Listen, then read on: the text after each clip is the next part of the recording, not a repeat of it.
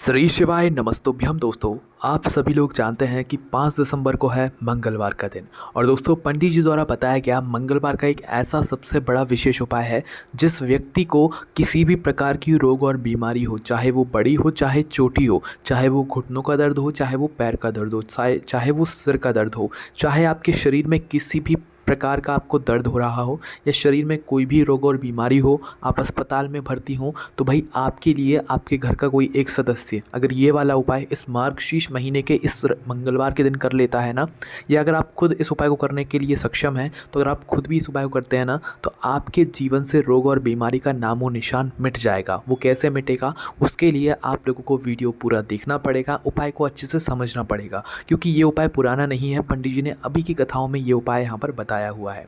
तो दोस्तों मंगलवार के दिन किया जाने वाला हनुमान जी का, भगवान शिव जी का एक ऐसा विशेष उपाय है जो कि आप लोगों को ज़रूर करना है। और इस उपाय को करने से आपको कुछ ही दिनों के अंदर अंतर भी देखने के लिए मिल जाएगा।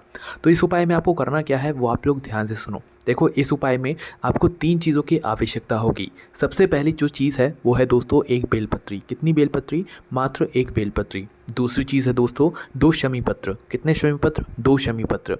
दोस्तों तीसरी चीज़ है वो है लाल चंदन, है ना। लाल चंदन आप सभी लोग जानते ही हैं, वो लाल चंदन। तो आपको करना क्या है, प्रातःकाल सुबह सुबह घर का कोई भी एक व्यक्ति जो किसी व्यक्ति के लिए ये उपाय कर रहा हो जिसको रोग और बीमारी या शरीर में कोई दिक्कत हो, तो भाई उसके लिए अगर आप उपाय कर रहे हो तो सुबह सुबह स्नान करके शुद्ध होकर तैयार हो जाना और भगवान शिव जी के मंदिर जो है जाने के लिए ये सब सामग्री तैयार कर लेना उपाय को करने वाली। अगर आप भगवान शिव जी की पूजन भी करना चाहते हैं, जल चढ़ाना चाहते हैं, बेलपत्र चढ़ाना चाहते हैं, तो उसके लिए आप अलग से सामग्री रख लें। ठीक है, क्या रख लें? अलग से सामग्री रख लें पूजन के लिए, और उपाय की सामग्री अलग रखें। भगवान शिव जी के मंदिर प्रातःकाल सुबह सुबह पहुँचें। सबसे पहले जाकर भगवान शिव जी की जो भी पूजन अर्चना है वो आप कर लें, शिव जी पर जल चढ़ा लें, पूजन अर्चना कर लें। उसके बाद जैसे ही आपकी पूजन हो जाए तो भगवान शिव जी के पास में आकर आप लोग बैठ जाना। ठीक है, बैठने के बाद क्या करना है आप लोगों को कि भगवान शिव जी के पास में जैसे ही आप लोग बैठे तो अपनी वह पूजन की या उपाय की जो सामग्री है वो उसे निकाल लेना। ठीक है, उपाय की सामग्री को निकालने के बाद सबसे पहले आपको क्या करना है कि अपने सामने या तो कुछ प्लेट रखना या तो कुछ थाली रखना, उसके अंदर अपनी एक बेलपत्र रखना। ठीक है, सिर्फ और सिर्फ बेलपत्र रखना अभी, है ना। और बेलपत्री का जो चिकना भाग होगा वो आपको अपनी साइड करके यहाँ पर रखना है, आपको वो भाग दिखना चाहिए। ठीक है, तो अब आपको करना क्या है, सबसे पहले आप लोग ये देख लो कि बेलपत्री में कितनी पत्तियाँ हैं। कुल मिला के 3 पत्तियाँ हैं। ठीक है, तो 3 पत्तियाँ हैं तो भाई आपको एक बीच वाली बड़ी पत्ती मिलती है, नीचे की साइड की 2 पत्तियाँ मिलती हैं। तो उपाय के लिए हमें सिर्फ नीचे की 2 पत्तियों से काम है, बीच वाली बड़ी पत्ती पर आपको कुछ भी नहीं करना है, इस बात का ध्यान रखिएगा। ठीक है, तो आपकी वह बेलपत्र आपके पास तैयार है। बेलपत्र तैयार होने के बाद नीचे की 2 साइड की 2 पत्ती जो हैं, उन पत्तियों से आपको क्या करना है कि देखो 2 शमी पत्र आप लोगों के पास हमने लाने के लिए आपको बोला था। आपने बेलपत्र अपने सामने रखी, तो जो 2 शमी पत्र आप अपने साथ में लेकर आए हो ना, इन 2 शमी पत्र को, एक शमी पत्र को क्या करना है आप लोगों को, एक शमी पत्र को तो आपको इस साइड वाली पत्ती पर रखना है उसी बेलपत्र की, और एक शमी पत्र को दूसरी साइड वाली पत्ती पर रखना है। मतलब नीचे की जो 2 पत्ती होंगी सिर्फ उन पर एक शमी पत्र आपको रख देना है, क्योंकि शमी पत्र छोटा सा होता है, बड़ा नहीं होता है ज़्यादा, है ना। तो दोनों पत्तियों पर एक शमी पत्र रखने के बाद आपको क्या करना है, जो आप लाल चंदन अपने साथ में लेकर आए हो ना, उस लाल चंदन को एक चुटकी करना है, इन्हीं दोनों पत्तियों के ऊपर रख देना है। ठीक है, जहाँ पर आपने शमी पत्र समर्पित किया है, रखा हुआ है ना, तो एक चुटकी दोनों साइड जो है आप लोग रख देना। इसके बाद अब आपकी यह उपाय की बेलपत्र बिल्कुल तैयार है ना। अब आपको करना क्या है, देखो ये जो बेलपत्र है, इस बेलपत्र को आपको ध्यान होगा कि मंगलवार का दिन है तो भगवान हनुमान जी का जो तीसरे नंबर के भाई हैं उनका आपको नाम ज़रूर लेना है। ठीक है, भगवान हनुमान जी के तीसरे नंबर के भाई का जो नाम है वो है दोस्तों गतिमान हनुमान जी। ठीक है, तो आपको मात्र करना ये है, इस बेलपत्र को इस प्रकार से तैयार करके इस बेलपत्र को उठा के हनुमान जी के तीसरे नंबर के भाई गतिमान हनुमान जी का नाम लेकर इस बेलपत्र को भगवान शिव जी के शिवलिंग के ऊपर आपको समर्पित कर देना है। समर्पित करने के बाद आपको भगवान से प्रार्थना करना है उस व्यक्ति के लिए, जिस व्यक्ति के लिए आप ये उपाय कर रहे हैं, रोग और बीमारी से ग्रसित है, किसी प्रकार का दर्द होता है, अगर वह व्यक्ति खुद इस उपाय कर रहा है तो वो अपने लिए भगवान से प्रार्थना करे। ठीक है, गतिमान हनुमान जी का नाम लेते हुए।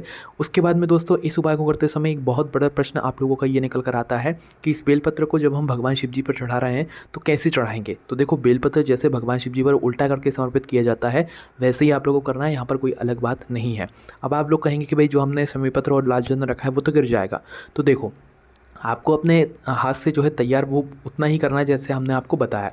पर जब आप लोग उस बेलपत्र को शिवलिंग के ऊपर चढ़ाने जाओगे तो उसकी जो भी आपने सामग्री है, शमी पत्र है, लाल चंदन है, वो शिवलिंग के ऊपर ही गिरेगा, ठीक है, या तो जलाधारी पर गिरेगा।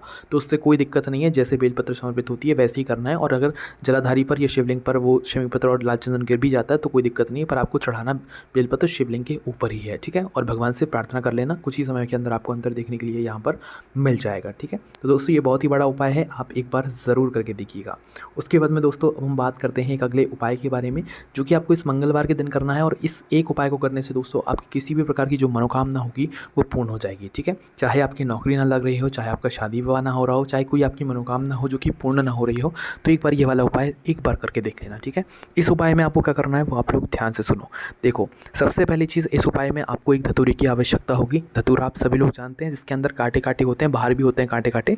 तो आपको करना क्या है, एक धतूरा और एक लोटा जल तैयार करके प्रातःकाल सुबह सुबह भगवान शिव जी के मंदिर आप लोगों को पहुंच जाना है। क्या लेना है, एक धतूरा और एक लोटा जल, ठीक है। उपाय को थोड़ा समझना अगर आप सच में अपनी मनोकामना को पूर्ण करवाना चाहते हो इस मंगलवार को, क्योंकि ये उपाय सिर्फ मंगलवार का है। करना क्या है, सबसे पहले जो आप धतूरा लेकर गए हो ना, उस धतूरे को फोड़ लो। फोड़ने का मतलब क्या है कि उसको अच्छे से एक बार दबाओगे ना, आप लोग ध्यान से दबाना है क्योंकि उसमें ऊपर ऊपर कांटे होंगे। तो उसको जब आप फोड़ोगे ना, तो फोड़ने के बाद अंदर से एक सफ़ेद सफ़ेद कलर का जो है फल निकलेगा, एक फल निकलेगा सफ़ेद कलर का, ठीक है। तो आपको करना क्या है, उस जो है फल को आप फोड़ लेना, और फोड़ने के बाद उसके अंदर से एक फल निकलेगा सफ़ेद कलर का, उस फल को रख लेना, ठीक है। उस फल को रखने के बाद क्या करना है, अपने साथ में एक लोटा जल भी रखना। तो उस धतूरे के अंदर से निकले हुए फल का आपको क्या करना है, इसे आपको भगवान शिव जी की शिवलिंग के ऊपर चढ़ाना है, ठीक है। क्या करना है, भगवान शिव जी की जो शिवलिंग होगी उसके ऊपर आपको इस धतूरे के फल को चढ़ाना है, ठीक है। चढ़ाओगे कैसे, जैसे मतलब धतूरे का जो ऊपर का भाग होगा वो निकल कर आपको साइड में रख देना है, उसका कुछ भी काम नहीं है, ठीक है।